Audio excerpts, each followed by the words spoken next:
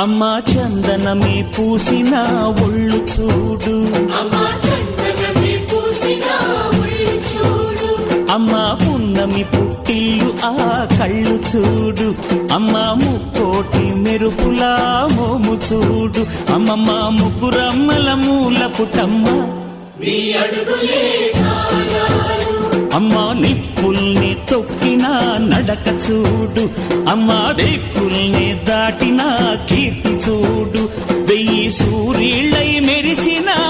శక్తిని చూడు, మనుషుల్లో దేవుడి భక్తుని చూడు.